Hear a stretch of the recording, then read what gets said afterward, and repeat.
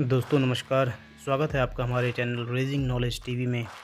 दोस्तों, आज हम आप लोगों को बताएंगे कि आखिर वो क्या कारण थे जिसकी वजह से पूरा का पूरा अमेरिकन बैंकिंग सिस्टम धीरे धीरे कोलैप्स करता जा रहा है और इसके फर्दर आगे भी कोलैप्स करने की संभावनाएं बहुत ज़्यादा बढ़ी हुई हैं। दोस्तों, आपको बता दें, जो अमेरिकन बैंकिंग सिस्टम है वो इंडियन बैंकिंग सिस्टम से बहुत ज़्यादा डिफरेंट है।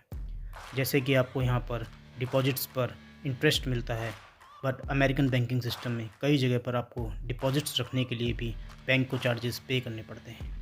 साथ ही आपको ये भी बता दें, जो अमेरिकन बैंकिंग सिस्टम है वो ऑलरेडी अपने पीक पर पहुंच चुका है और वहां पर पब्लिक को जो भी रेट ऑफ इंटरेस्ट दिए जाते हैं उनके फिक्स डिपॉजिट्स पर या सेविंग बैंक डिपॉजिट्स पर वो बहुत ही ज़्यादा कम होते हैं।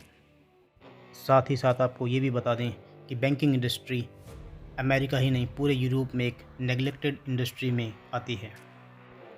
हाल ही में हमने देखा है कि अमेरिका के दो बड़े bank silicon valley bank and signature bank बहुत बुरी कदर कोलैप्स कर गए।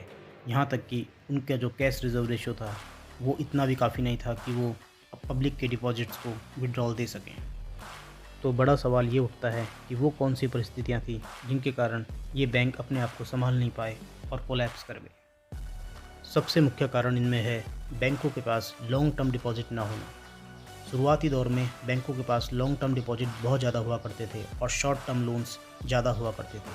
तो जो बैंकों का स्प्रेड होता था इंटरेस्ट रेट का वो काफ़ी बड़ा होता था, जिसके कारण बैंकों में हमेशा लिक्विडिटी की व्यवस्था पूरी की पूरी रहती थी।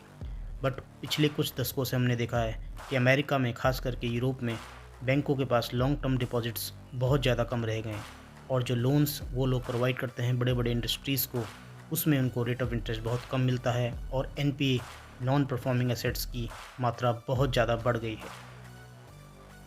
अमेरिका में अपने एनपीए एसेट्स को छुपाने के लिए कई बड़े बड़े बैंकों ने शैडी बैलेंस शीट्स का भी उपयोग किया है, जिसमें वो अपनी नॉन परफॉर्मिंग एसेट्स को ना दिखाकर उसको प्रॉफिट में दिखा देते हैं। और यही कारण था कि धीरे धीरे एक ऐसा बबल बनता गया।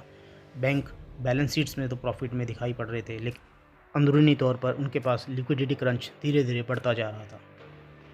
साथ ही जो अमेरिका की बड़ी बड़ी इंडस्ट्रीज़ हैं वो अपनी कंपनीज़ को प्रॉफिट में दिखाने के लिए अपनी बैलेंस शीट्स में बहुत ज़्यादा मैनिपुलेशंस करती हैं और प्रॉफिट को ज़्यादा करके दिखाती हैं। और यही कारण होता है कि उसका असर बैंकों की बैलेंस शीट्स पर भी पड़ता है और जो बैंकों की बैलेंस शीट्स में जो प्रॉफिट आता है वो एक्चुअल ना होकर काफ़ी ज़्यादा दिखाया जाता है, जिससे बाहर से तो ये लगता है कि बैंकों की हालत बहुत ज़्यादा अच्छी है, बट एक्चुअल में उतना ज़्यादा प्रॉफिट, उतना ज़्यादा लिक्विडिटी बैंकों के पास अवेलेबल नहीं होता है जितना कि बैलेंस शीट्स में दिखाया जाता है।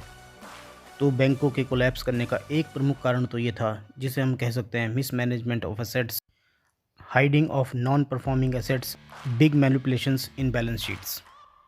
तो दोस्तों, अमेरिकन इकोनॉमी का नीचे जाने का एक बहुत बड़ा महत्वपूर्ण कारण है अमेरिका में नहीं बल्कि पूरे यूरोप में आया बैंकिंग क्राइसिस, जिसको अगर अमेरिका ने टाइम रहते नहीं संभाला तो ये इसकी इकोनॉमी के लिए बहुत ज़्यादा खतरनाक साबित हो सकता है।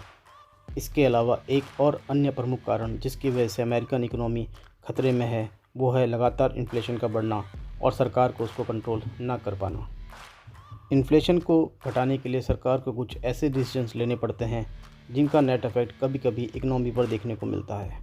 पिछले कुछ समय से आपने देखा होगा कि फेड, जो अमेरिका की एक इंटरेस्ट रेगुलेटिंग अथॉरिटी है, इन्फ्लेशन को कंट्रोल में करने के लिए लगातार इंटरेस्ट रेट बढ़ाने पर मजबूर हो रही है। जनरली इन्फ्लेशन बढ़ने का एक मुख्य कारण होता है कि जब कमोडिटीज़ की डिमांड तो बनी रहती है लेकिन सप्लाई में किसी कारणवश कमी आ जाती है, जिसकी वजह से कमोडिटीज़ के मूल्यों में वृद्धि हो जाती है और बाज़ार से लिक्विडिटी कम हो जाती है। सरकार बाज़ार में लिक्विडिटी बनाने के लिए क्रेडिट रेट्स में इंटरेस्ट हाइक करती है, जिसकी वजह से बैंकों को लिक्विडिटी मिलती है और बाज़ार में फिर दोबारा से लिक्विडिटी आ जाती है और इन्फ्लेशन पे थोड़ा सा कंट्रोल किया जा सकता है।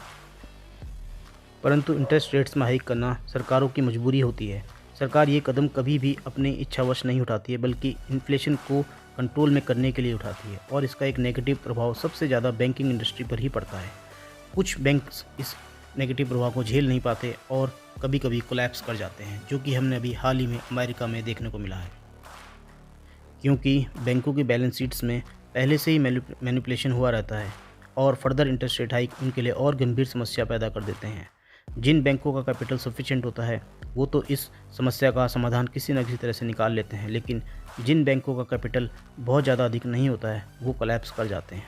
हाल ही में हमने यह भी देखा है कि सिल्वर गेट और सिलिकॉन वैली बैंक, जो अमेरिका के मुख्य बैंकों में आते थे, वह भी इस समस्या का समाधान नहीं निकाल पाए और अल्टीमेटली पूरी तरह से कोलैप्स कर गए। दोस्तों, दुनिया के बड़े बड़े अर्थशास्त्रियों की माने तो अभी जो खतरा बैंकिंग इंडस्ट्री में अमेरिका और पूरे यूरोप में चल रहा है, वो अभी ख़त्म पूरी तरह से नहीं हुआ है। एक रिपोर्ट के अनुसार अमेरिका के ही ओनली 186 बैंक अभी इस खतरे से जूझ रहे हैं और कभी भी उनके कोलैप्स होने की खबर भी मार्केट में आ सकती है। और यही एक मुख्य कारण है जिसकी वजह से इन्फ्लेशन पूरी दुनिया में लगातार बढ़ता जा रहा है और रिसेशन के आने का खतरा पूरी दुनिया पर मंडरा रहा है। अगर जल्द ही दुनिया की सरकारों ने इसका एक समाधान नहीं ढूंढा तो हम जल्द ही पूरी दुनिया में एक आर्थिक मंदी का दौर भी देख सकते हैं, क्योंकि किसी भी देश की इकोनॉमी उसके बैंकिंग सिस्टम के ऊपर बहुत ज़्यादा डिपेंड करती है। अगर वहाँ का बैंकिंग सिस्टम सुदृढ़ है, मजबूत है, तो इकोनॉमी भी अच्छे रेट से ग्रो करती है। तो दोस्तों, अगर अमेरिका ने इस बार बैंकिंग सेक्टर पर आए इस खतरे का कोई मजबूत सॉल्यूशन जल्द ही नहीं निकाला तो ये अमेरिकन इकोनॉमी के लिए एक बहुत बड़े खतरे का संकेत हो सकता है, जिसका प्रभाव हमें पूरी दुनिया पर ज़रूर देखने को मिलेगा। साथ ही हमें यूएस डॉलर का पूरी दुनिया में वर्चस्व धीरे धीरे ख़त्म होता दिखाई पड़ सकता है। दोस्तों, वीडियो में जो कुछ भी बताया गया है वो हमारे पर्सनल विचार हैं। इस बारे में आप लोगों का क्या सोचना है वह आप हमें कमेंट्स करके ज़रूर बता सकते हैं। वीडियो अगर आपको पसंद आया हो तो हमारे चैनल को सब्सक्राइब ज़रूर कर लें, वीडियो को लाइक करें और ज़्यादा से ज़्यादा लोगों तक शेयर करें। धन्यवाद।